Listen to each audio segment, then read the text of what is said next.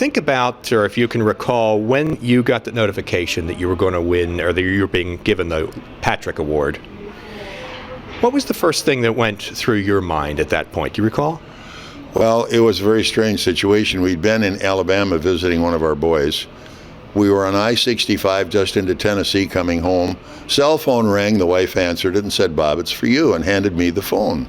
Well, I'm driving a 38-foot fifth wheel with a big 350 dually in the middle of a multitude of semis running 75 miles an hour, and this voice says, "Oh my gosh, am I ever happy to finally find you?" And I said, "Well, who is this?" And the voice said, "Bob, this is Gary Bettman." And I'm going, "Yeah, sure." I mean, we have a lot of friends who are funny. But the more I spoke, I knew it was him right away. And he said, "Well, I want to be the first to congratulate you." I knew I had been nominated for the Hall of Fame. I thought, wow, I'm finally going to get into the Hall of Fame, and I'm waiting for him to say that, maybe. And he said, as he said again, "I want to be the first to congratulate you. You have won the Lester Patrick Award." Well, that just completely wiped me out. And I was speechless, and there were tears coming down my cheek. And I said, "Mr. Bettman, can you give me just a couple of minutes? I've got to compose myself a little." And I looked at my wife, and I'm going, wow, and I'm crying. And she says, "What's wrong?" "Hello, Mr." And we talked some more. About 20 minutes.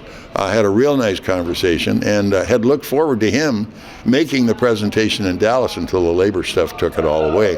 But I mean, it was a moment that I still, even after being there and even after accepting the award, I even look at the DVD again to be sure that was kind of really me. I had never, in my wildest dreams, I could never. And then to go into the induction with Dick Patrick, what a special thing that was. With that was his grandpa that was the guy that got it all started. It's a hallowed moment in my sports career. What a great description of that. And what happened? Were you able to pull off safely while you were driving that, or when you were on the phone, or did you have hands free, or how did you work that with the phone while you're driving? Well, I-65 doesn't have many turnouts on it, and there weren't any rest areas at the time. And once I composed myself, I was okay, but I had to stay in the traffic. And when I hung up, I was still pretty speechless, and I kept looking at Murph, my wife, and I kept going, wow. And about every 10 minutes I'd look and I'd go, wow. I mean, this was so surreal. And all the way home, that really inspired me. And the time flew by so fast, it was unbelievable. And I don't care how you cut it, it's 10 hours of driving. But my mind was just going like crazy. And then I got further notification and emailed information and letters regarding the date, the incident, and the whole thing. And once I got to Dallas and got in the hotel, I knew it was real then, because when I walked in the door at the hotel in Dallas, up on a big column, and in a huge relief, was my face. And I'm going, wow. And that's what I did. And it was so wonderful, because Dick Patrick is an incredible guy to start with. And the Hall of Fame inductees, I had known Lou Lamoriello from some years back when I did a series for Armed Forces Television with the U.S. Select Hockey Club against Spartak. That was a long time ago. He vaguely remembered it, and that was when Chris Terreri was goaltending for Lou over in Providence. So on the evening of the event, when he got up to accept and give his little acceptance speech, he looked down, and we were at one of the first tables, and he says, "Bob, I feel as though I know you, but we haven't had that much personal relationship." But he said, having worked for 21 years with Doc Emrick, who was my friend, he said, I think I know who you are. And away he goes. About 3 weeks after the ceremony, I get a note from Lou, personal note from Lou from the Devils, thanking me for being a part of his celebration and saying what an inspiration I was, and everything that Mike Emrick had said was true. I mean, wow. Wow is the first word that comes out, And Mike and I started Mike in the business when he was 14 years old. And to see this guy rise to the heights he's risen to and still be as humble and as wonderful as he was when he was a kid, what a life I've had. I think it was well documented that earlier this season you did a game with Mike in the broadcast booth with you. Summarize your feelings about that and what the process was like there, having him sitting next to you and talking about hockey during a game.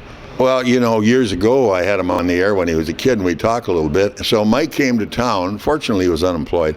So we had lunch, and Mike says, you got anything planned? And I said, no, not really. He says, well, what do you think? I said, Mike, I don't think we really have to plan anything. I think it's just going to fall into place. And he says, yeah, I agree. And, of course, my color man is an old goaltender out of the Ranger system, Robbie Irons. So Robbie got up there and he says, oh, you guys don't need me tonight. And I said, no, Robbie, you're in the middle of this thing and you're staying. Well, what do you want me to do? I said, just what you always do. Chip in and do the thing. Here's the extra microphone. So Mike and I set it up that he and I would do first period play. I would do the play-by-play and he would do the color. Second period, Mike and Robbie did it, with Mike doing the color, and Robbie just had a ball. And then all three of us joined in the melee in the third period, and people who heard it said it was just a complete riot. They had a wonderful time. And Robbie Irons was so humbled at the end of the game, he had tears in his eyes. It was an incredible experience. Probably one of the greatest inspirations I had was Chris Schenkel. Chris grew up in our area.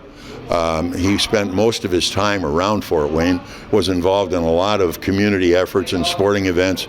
I got to know him pretty well, and he was a champion of mine locally.